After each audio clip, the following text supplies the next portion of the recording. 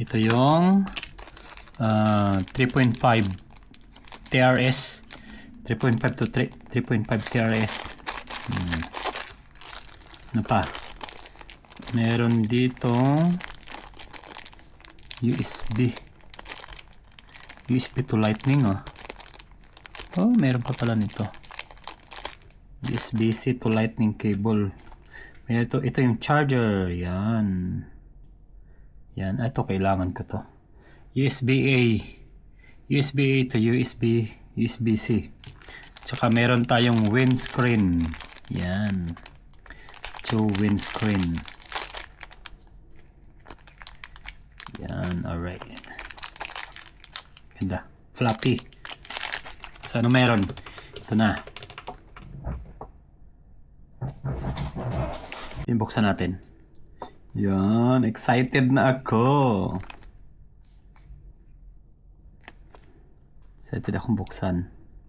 Parang ayaw kong sirain ng plastic. Yan. Alright. Holy Land. Ganda ng logo. Ganda ng plastic. Yung quality. Yeah. Ayan. Ano meron? Ito, USB-C sa cellphone. Ito isa salpak sa cellphone. Yan. Parang ganyan yan. Salpak sa cellphone. Ito yung receiver. USB-C receiver. Yes. Next is ito yung sa mga DSLR or mirrorless na camera. Yan. Tapos ito charging cable niya, charging port. Ito camera, headphone.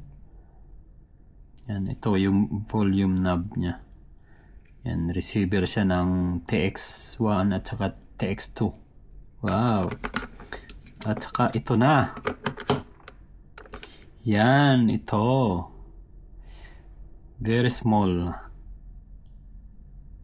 2 piraso. Yes. Yan.